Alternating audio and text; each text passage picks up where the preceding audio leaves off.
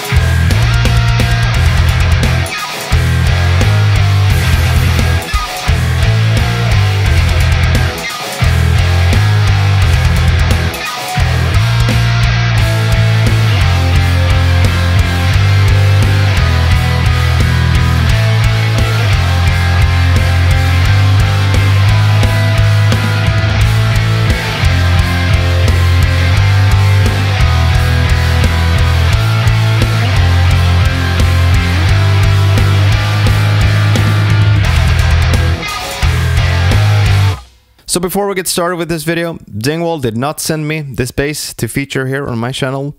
I bought this bass from my dear friend Roger Hedin, so there is no, sponsored content going on here. All thoughts and opinions voiced are entirely my own. So this Dingwall Super P was made in 2013. It features an alder body with a maple neck and a Pau Ferro fingerboard. You've got a volume control and a 12-way tone control thingy. It's got the Dingwall P-style pickup, a 34.25 inch to 32 inch multi-scale neck, 4 strings. I'm using Rotosound Billy Sheehan stainless steel strings on this bass, as I normally do on all of my basses in general that have a neck that allows me to have these strings. So I've had this bass for about, 5 days now. I got it this past Thursday. Huge shout out to Mr. Magnus Blad for picking it up and driving it back home to me on his way home from work, when I was passing by Roger on his way home. Really thankful for that. So I figured I'd share my initial thoughts about this bass, having played it, both here at home in my studio and at work. I brought it with me to my job, as my students are currently playing drums, and bass and drums go together like, coffee and cookies. So I figured I'd bring this bass along and help them out, because I normally play bass when they are playing drums. So there you have it. So I've played this bass quite a lot these past few days, and the first thing that struck me when I took it out of its case was how absolutely gorgeous it looked. Just look at that burst, and look at the back as well. This bass was made in 2013. I emailed the Dingwall support to, ask them, hey, when was this bass made and what are the features and all of that. And the tech guy said that 2013 was possibly the first year that they ever did the 4-stringed Super P basses. So it's a piece of history, you could say. And it's in very, very good shape for being a 10-year-old instrument. There are like 2 scratches on it that I don't even think they show on camera. It's in very good shape, so it really felt like getting a brand new instrument when I took it out of the case. The case itself is really cool. It's a Levi's bag, a Dingwall Levi's. I did not know that. Feels like a really solid gig bag. Really nice addition to this purchase. The tone control has been changed to a Tone Styler 12-way tone control instead of the standard one that the basses ship with. I've got that one as well, but I'm not gonna bother installing it because I enjoy this one actually. One thing that I realized when first plugging it in was that the fret wire is smaller, as you probably know if you're a Dingwall fan. It's got the mandolin frets, and that allows for some it allows for some overbending on my part, actually, because one thing that I realized when playing this bass was that, hey, I'm actually sharp in my bends and not flat. So that was actually a pretty neat discovery, as it means that I don't need to put as much, force into my left hand when playing this bass. It probably has to do with the 32-inch scale of the neck here on the treble, on the G string as well, but I mean, all things add up, I guess. My first and initial reaction when plugging it in and, I strung it up with Rotostomp strings right away. It was strung with D'Addario Chromes when I got it, and those are cool strings, but they are not for me, so I strung it up with what I wanted, and or what I was used to, and my initial reaction was actually, I'm not gonna say that I was disappointed, but I wasn't overwhelmed. I didn't get that, oh shit, this is the greatest thing ever. Oh my. I didn't get that feeling when I plugged it in and played it. It was more like, yeah, this sounds like it should. It sounds like a P bass. Great. It feels great to play. It sounds just as it's supposed to. And at first I got a bit, like I said, not disappointed, but was like, hey, is this everything? And then I realized I was comparing it to my other basses, and specifically my Yamaha Attitude Limited 3, which I've had since 2016, and it's been my main bass pretty much ever since. And I realized that I wasn't disappointed with this bass in comparison. There was no like me thinking, oh, it's lacking in this department. They felt really equal in terms of build quality and feel and all of that. There was nothing missing from this bass. It was just that it wasn't overwhelming me compared to the Yamaha. It felt completely on par with it. And when I realized that, I actually got a bit relieved. I was working myself up, thinking like, oh my god, I spent all this money on a bass and I'm not getting overwhelmed by it. But I realized that I was comparing it to my other high-end instruments and my Fender P and all of those nice things that I'm very fortunate enough to play. And upon realizing that, I put on some Iron Maiden. I played along to some of our songs that we've got in the Infinite Maiden set, and it just felt like home. There was nothing to complain about. I felt at home with this bass. There was nothing holding me back with it. The one thing that I've thought a bit about is the pickup. It's a great sounding pickup. I've got no complaints about how it sounds. The angle kind of makes my thumb, when I think about it, I should say, when I'm thinking about my thumb and where it goes, my brain gets a bit confused, but when I'm just playing, there is pretty much nothing to complain about.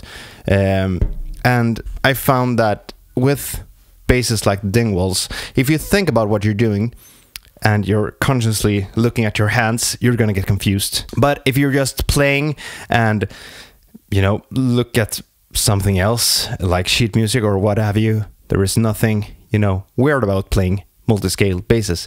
And the same thing went for my thumb. It just naturally found its place and there was nothing to complain about. So yeah, initial thoughts about this bass.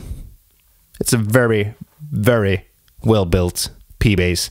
It does exactly what a P bass is supposed to do, sound wise and feel wise. It's a light, beautiful bass that I can't wait to bring out live. We were supposed to rehearse with 6 Feet Deeper this past weekend, but things got in the way. So I've got a gig this coming weekend, and I'm gonna bring this along. And yeah, just look at it. It's beautiful. It plays well.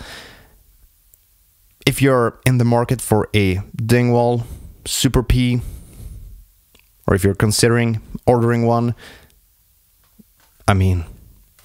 you won't be disappointed if you're looking for a P bass. Let me just put it that way.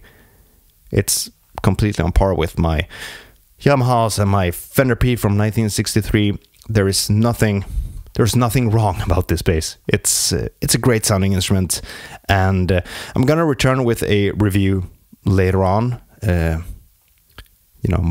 Maybe more in depth or what have you when I've had the chance to try it out live. But my initial thoughts and reaction is It's a great instrument, and I can't wait to bring it out with me and try it out properly. So with all this being said and done, it's now time for me to go through the 12 different settings of the Tone Styler switch. You're gonna hear it both straight into Logic as well as through the Ampeg SVT suites. And yeah, if you enjoyed this video, make sure to hit that subscribe button and ring that notification bell. My name is Eric and I play bass, and I'll see you guys and gals and cats and dogs in the next video. Until next time, take care. Bye.